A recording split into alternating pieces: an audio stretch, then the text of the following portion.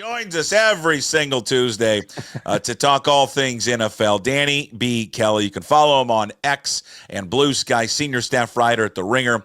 Got the fantasy football show that we'll promote and we'll get to also coming up soon. Well, it's always going on. The Ringer NFL Draft Show is our weekly appearance where we talk all things football. Is brought to you by Georgetown Brewery, locally owned and operated by two diehard Huskies, Manny and Roger. Go visit georgetownbeer.com. And when you're there, go check out the new Georgetown Tavern Beer. It's an easy drinking, domestic style lager, Danny. I know you love those. All right. Yeah. They're the best. They're going to be taking over the market. Look at that beautiful beer. The Georgetown Tavern Beer. Oh, it's crisp. Easy going. You drink a million of those and you'll wake up feeling refreshed and energized and ready to tackle the day. Tavern Beer, your beer for massive consumption. Go to georgetownbeer.com and find the Tavern Beer.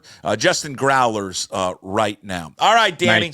Nice. Well, they're back to sucking.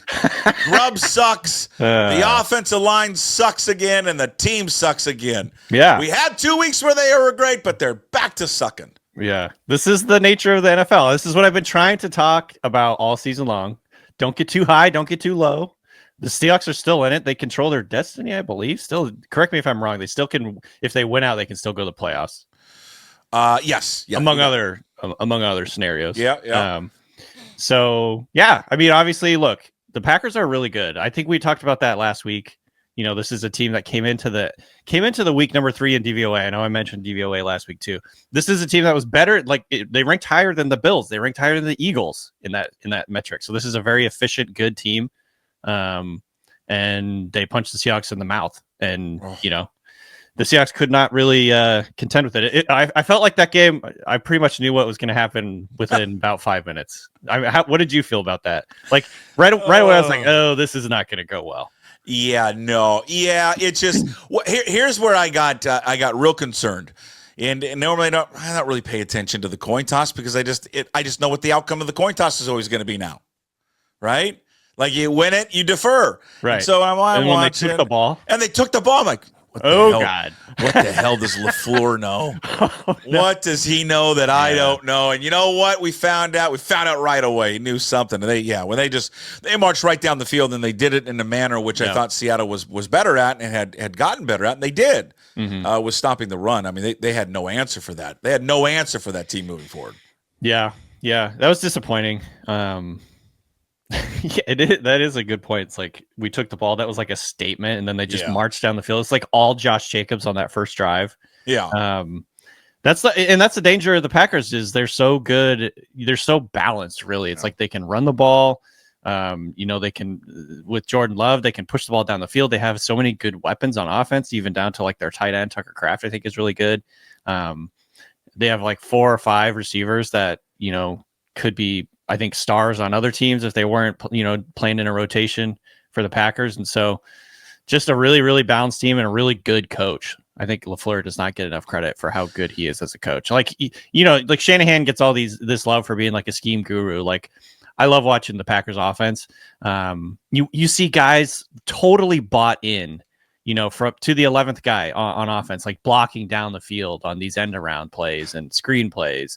So they're a really good offense. Credit to them. Obviously, the Seahawks, I wish the Seahawks would have played better, but this is a really good offense. A real creative running game too. Yeah. Real creative how they do things. I just thought, boy, they of all the teams you've seen this year in the NFL, they probably do the most window dressing I've seen. Like formation shifts and it look like the ball's going one way. We'll pull linemen here, but we're actually going over there. We're setting up a screen here, but actually the screen's coming back the other way. It was off balanced. I thought they got to the line of scrimmage. They snapped it quickly. They didn't let McDonald's defense kind of set and then adjust and call whatever the audibles they were to call. Matt LaFleur was a just absolute masterclass, especially in that first half calling plays. Yeah, totally. It's I mentioned it's like they have so many guys that can do different things. Like Jaden Reed is essentially like a running back at times. The way that they utilize him, getting explosive plays out on the edge. They make you defend every single square inch of the field. I think Love also to his credit, does a really good job of working working like the snap count, getting guys to kind of like show their hand too early, varying like how quickly he's snapping the football. Those are like nuanced things that make a good quarterback that I probably learned from Aaron Rodgers, sitting behind Aaron Rodgers for like 4 years. So, yeah, again, kind of just credit to what they do. They're a really good team. Jordan Love's a really good quarterback. And I kept thinking like, oh, the Seahawks are, going to get him. They're going to trick him here. And he just kept like being able to kind of like figure out what the Seahawks wanted to do and like who they were dropping, who they were bringing on a pressure. There's multiple times where the Seahawks kind of showed their hand a little too early on accident. And, like the Packers just did a good job of kind of picking up everything the Seahawks wanted to throw at them. The other thing I wanted to mention too is I believe they've had like incredible continuity on their offensive line this year. And just imagine that. Imagine how nice that would be. So, this is a team that's getting healthy right now. They've been injured most of the year in terms of like they've had receivers out, they've had other guys out, but they're getting healthy at the right time. They look like one of the powers in the NFC for sure. Yeah, they just it was the continuity in the offensive line, which again has been a subject that we've talked about all year long. And it was the last few weeks I thought was much better. It took a step back. Yeah. Sunday, the Oluwatimi injury going out after I think it was the second series, that certainly doesn't help. Now you're throwing in a freshman, a rookie, in there now to play center. Not good. And it's but so that had a factor into it. But this was not unexpected because this was a much better defensive front. Yeah. I mean, much better than what they saw in the past few weeks. Not to say that they didn't take steps in the right direction. They did, but this was going to be a major challenge for these guys moving forward. I mean, I guess at times they ran the ball okay, really, at the end of the day. They just didn't run it enough. I mean, I guess Charbonnet had that big run, and I guess I don't know how to really break down the run game because they never really got to it because they were down 14-0, and they were in hurry up mode and pass mode from that point. And I mean, at the end of the day, like they were within 10 points with 11 minutes in the fourth quarter. You know what I mean? So like obviously the Sam Howell offense did not work. If Geno would have been there, who knows if they could have made this a little bit closer. I think they probably could have. They did fight back. And this is something I've been saying all year long is even when I'd say most games, even when they get behind or when they're clearly playing a better team, like a Detroit game comes to mind. I've been pretty impressed with like how they keep at it and keep fighting and keep like the defense clamped down in the second half. I felt like a lot better than they had in the first half. Moral victory, Danny. I'm just saying moral victory. Well, I'm trying to be the psychologist for the fan base out there. That's kind of like, I feel like the role I took on a little bit when I was at Field Goals is like, look, chill. This is this is a week to week season. This is a week to week sport. Everyone freaks out after every little thing. But the Seahawks, again, they're 8-6. This is probably a better situation than most people thought they'd be in coming into the season.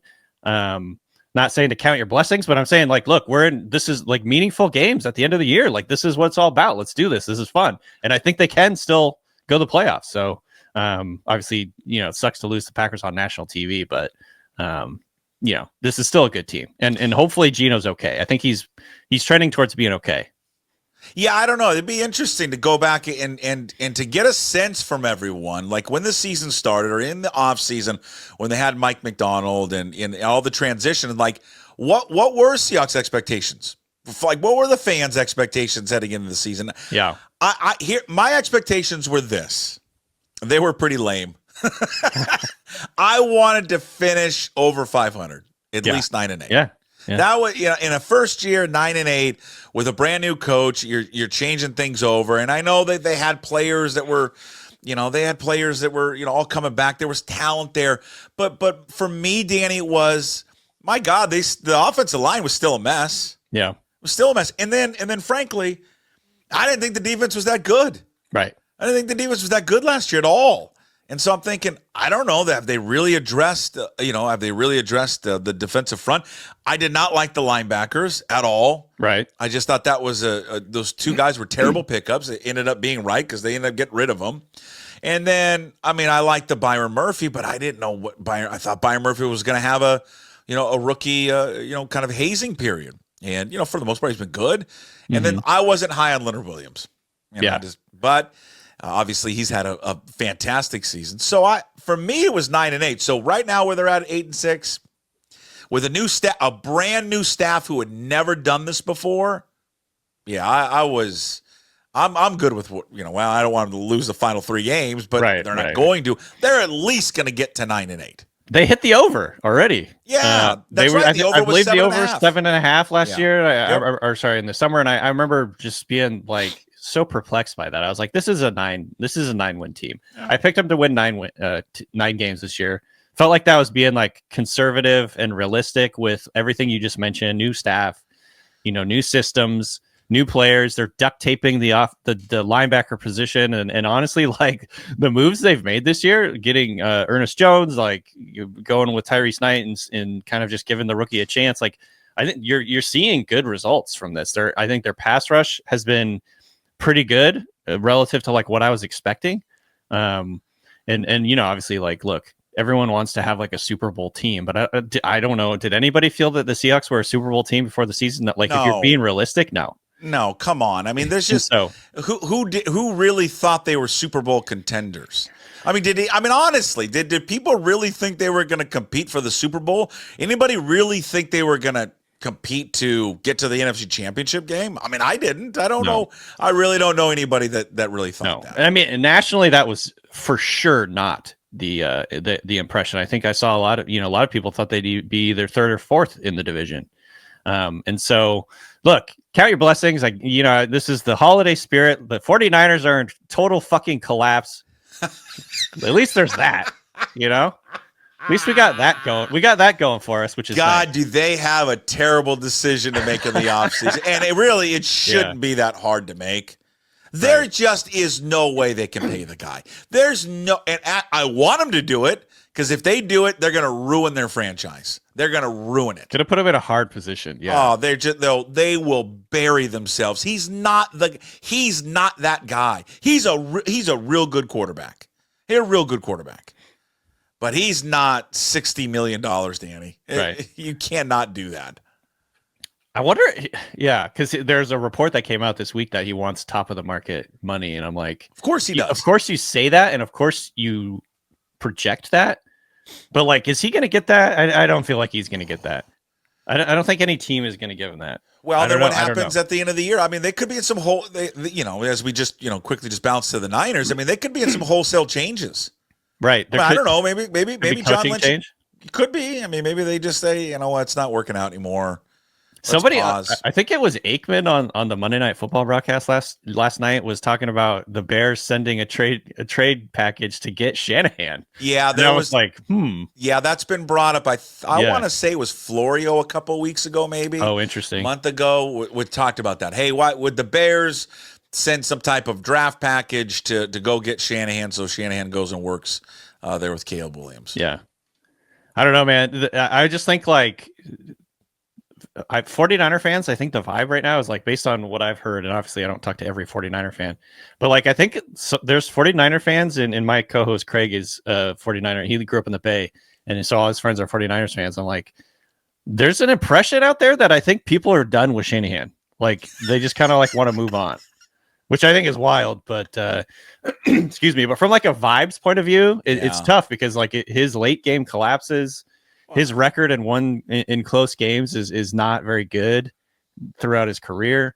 Obviously, there's multiple huge collapses. Like if there's just wanting to be like a clean slate break from all the bad vibes around all the bad endings, it's going to end up probably looking like the Andy Reid thing, where like Shanahan will go somewhere else and win a Super Bowl. But here's the thing, Danny. He's a good coach. I mean, you think about what he's been able to do.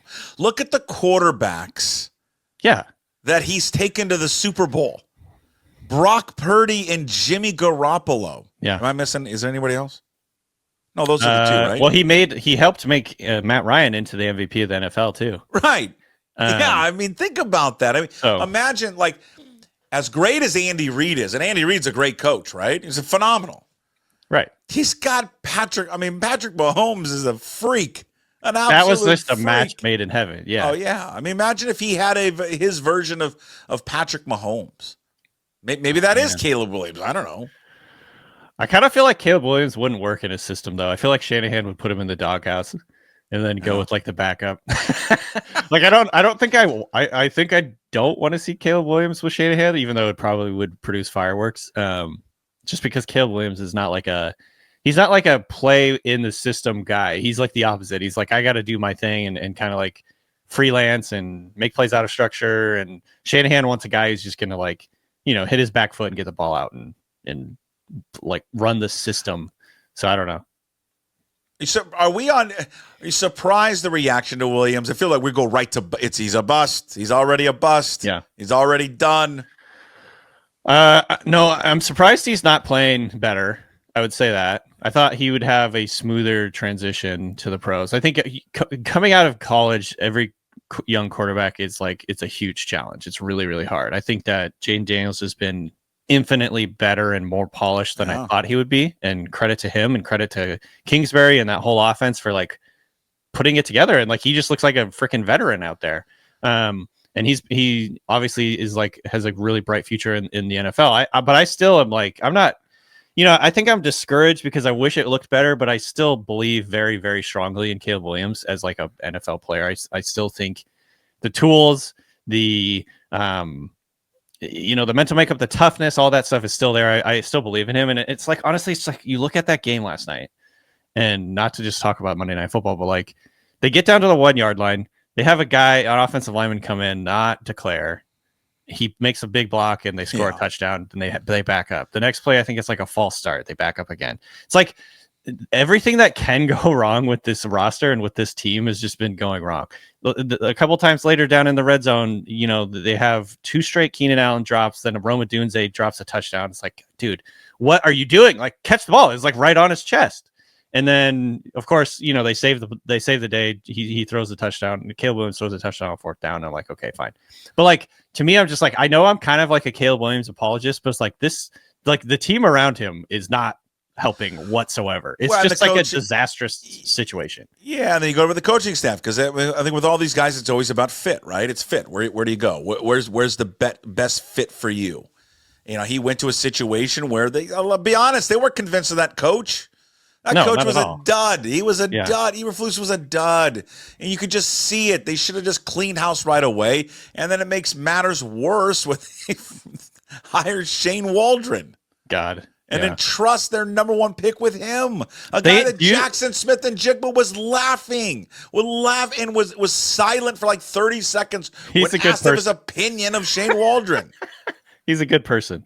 Yeah, he's cool. Yeah, great. No, the irony is, I think I'm trying to remember who they hired. They interviewed. I want to say they interviewed Kliff. He went to Washington and obviously has put together a really, really good offense. Been great. They interviewed Liam Cohen, who looks like a head coaching candidate now. Where's he at? He's in Tampa Bay. He's helped. Baker Mayfield obviously is doing carrying a lot of the weight there, and he helped Canales get hired as a head coach. But like Liam Cohen's offense is awesome in Tampa Bay.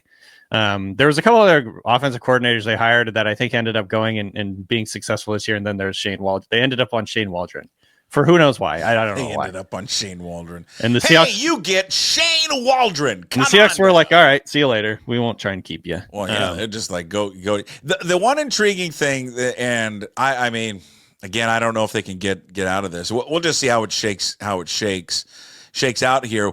It would be one, Kingsbury in the NFL, I think, obviously makes a lot of sense. Same offense that they want to utilize. He wants to be a head coach again. Guys like Kingsbury always get a second shot, and he's going to get a second shot. There's no doubt about that one. And then, of course, I think what's going to happen at USC with Lincoln Riley. I think Jen Cohen. That would be interesting. Yeah. I've said this a million times, man. I think Jen Cohen would absolutely run and fly him to the airport to get out of it. I think they hate Lincoln Riley at USC. But the problem is he's $88 million. Why do they hate him? Because he's immature and he's not an adult. He's a child.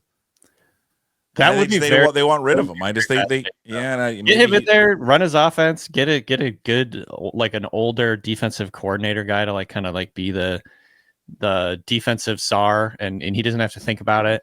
Yeah. I could see that work. Could see that. And I just think these guys. I mean, I know Belichick went back to college, and we can get to that. I'm fascinated to see how that works. I just think you see more of these guys now wanting to jump to the NFL because college football is a mess. It's a nightmare, an absolute mess. And it's just surprising to me that it's not surprising to me with Belichick because that's all he had. The only option for Belichick was to go to college. There was no option to go to the NFL because no one wants him. That was our joke. It was like, the question is, why did he go to North Carolina? What's the deal with North Carolina? And then the answer is because they're the ones who asked. Yeah, like they're the ones who wanted him. And I mean, my whole thing with Belichick is like, look, he might have been able to get a job. It's very probable that he would have been able to get a job in the NFL again if he was willing to surrender control over the roster, surrender control, and basically not be a GM. Just go out and coach. But I don't think he wanted that. I think he knew, and we were like, this is like in Pete Carroll's book, like, Pete Carroll felt that he failed in New England and in New York, mainly because there was not harmony between ownership, the GM, the coach, and like just overall vision of like where they wanted the team to go, where they wanted the program to go. And like, he kind of felt like he got undermined by the GM or the owner in both of those situations. So he was only going to come back to the NFL if he had full control over everything top down. And I think that's the same deal with Belichick. He's like, dude, I've won, how many Super Bowls did he win? 6 or 7? I've won 6 Super Bowls. He had a couple of Super Bowls, I think, with other teams too. I can't even remember off the top of my head. He's got a whole bunch of Super Bowls. And he's like, I'm not coming back to the NFL and like listening to some young GM or something about like who we're going to put on our team. He just refuses to like teams give up just that don't power. Want him, man. And I'm just telling you, they don't want that. They don't want the whole thing, just the whole like. They don't want it. Yeah. And he also developed, this is something I was listening to Seth Wickersham and Bill Simmons talk about Belichick on their pod the other day. And it's just like, Belichick developed a reputation. And this is something I think the Crafts kind of put out there, but like, he's just not easy to work with. Yeah. You know, well, that whole documentary super about surprising. The Patriots dynasty was all about what an asshole he is. Yeah. And I mean, Kraft is the one who did the documentary. So they made him out to be that way. Wild. Yeah. Yeah. I just think I don't think teams want to deal with that. I understand the argument against it because the guys won championships before, then on the flip side of it is, did he win anything without Brady? No. Cleveland, he did have success, but it's hard. I mean, post Brady, they were nothing. I mean, here's the deal with him that I think I would be a buyer beware despite all the championships. And I get all of it. When he got post Brady, he never had an answer. He never had an answer for that. And then they draft a quarterback in Mac Jones, and they put Matt fucking Patricia in charge of the development of Mac Jones. Yeah. Like, why? If I'm the Bears going, I'm not going to hire you. What, are you going to find some other guy that looks a fat hobo on the street like Patricia? You got any other buddies? Caleb Williams? Yeah. Where's Romeo Crennel? Right. Is he going to be the new offensive coordinator? I mean, just no. Where's Charlie Weiss these days? Oh, where is Weiss? Where is front butt Weiss at? I think he's still collecting money Charlie from Weiss. Where's he collecting money from? He hasn't coached since 2014. Dang, it's been a while. Well, because he's collecting money from Notre Dame. And here's the other thing quickly about Belichick. Where's his coaching tree? As good of a coach he was, where's that coaching tree? Right. It's non-existent, man. Right. Non-existent. Yeah, well, because everybody tries to be like him, which is a curmudgeonly, hard to work with dude. And they can't recreate the success, so they just end up. So basically, Belichick is like this curmudgeonly, really hard to work with, brilliant guy like who wins a lot of games. The other guys are just curmudgeonly like jerks who don't win games. Yeah. Like, what do you say you bring in here? It's like, I'm just like thinking of like Josh McDaniels. It's like you hear some of the players talking about this guy. He's just like the biggest dickhead. And like I wasn't there, but like based on what the players are saying after him, he was like roundly just loathed by all the players. He just looks like Josh McDaniels has probably without a doubt the most punchable face around. Yeah. Country club, silver spoon, just a-hole. Where is he these days too, actually? I had no clue. He is He was, yeah, I don't think he's working right now. He was the Raiders head coach last year. Yeah. And then got fired. Got rid of him. I kind of had forgotten that he was the coach of the Raiders. And he wears a visor. God, anybody that wears a visor. Douche. Red flag. Massive red flag. All right. Fantasy football waiver. I mean, I'm trying to think. I'm in a consolation round because the token Chiefs suck again. Do we have? So my league is still going on. I think we got one more week or two more weeks. It depends on your league, but there's 2 weeks left of the playoffs. So hopefully, if you got through the first round last week, congratulations. Yeah, good for you people. There's a couple of big opportunities here for starters with the Browns. Jerome Ford. Okay. Nick Chubb broke his foot, and he is out for the season. So Jerome Ford is going to inherit the starter's role there. He's already running pretty well. They're already kind of running him ahead of Chubb. So, especially this Browns team gets the Bengals and Dolphins the next 2 weeks. So like 2 really bad defenses, or at least the Bengals are really, really bad. And then the Dolphins are middling. The other guy to keep in mind here, I think, is like Kendre Miller for the Saints. Alvin Kamara has a groin injury. Who knows if he's going to play this next week? Kendre Miller could step in and get a lot of volume there. Same with Craig Reynolds, who could fill in for David Montgomery, who is out for the season with an MCL injury. So I think those are like the top 3 guys just to get in case you're looking for help at the running back position. From the receiver point of view, Jalen McMillan, former Husky. Yeah, he's really come on strong the last couple of weeks. I think he like kind of found his confidence. As a rookie, he early on he looked like he just was kind of like his head was spinning a little bit too much. Dropped a couple of passes, his confidence fell out, and then he has had a couple of big games, and you can see like the pep in his step again. So, anyways, he's a guy that's playing a ton of snaps for them. Last two games, 7 targets and 6 targets. He scored 3 touchdowns in the last 2 games, and they get Dallas and Carolina the next 2 games. So I like those matchups. Romeo Doubs for the Packers, as we saw on Sunday, back and healthy, and he's, I think, their best receiver. At tight end, Brenton Strange for the Jags would be the guy that I go after. 12 targets this last week in filling in for Evan Ingram. Obviously, Mac Jones has a connection with him. Maybe there's like the 2 backup guys kind of playing together on the scout team for a long time. They have some chemistry there. So Brenton Strange with Mac Jones at starter for the Jags. Doesn't sound great, but you don't have a ton of options on the waiver wire. All right, last, you got anyone you want to put on the barge? We do it every week, Danny. We're going to put somebody on the barge. Hold on. Hold on. There we go. I know it's a shipping container, so don't tell me. Hey, but it's a barge sound. Every week we put somebody on the barge. We're allowed to bring them. Cousins on the barge? We put them on the barge. They go out to the Pacific Ocean. We leave them for dead, but we can bring them back. We brought Schneider back. Mm-hmm. Okay. You got any? You Cousins? You want to put Cousins on the barge?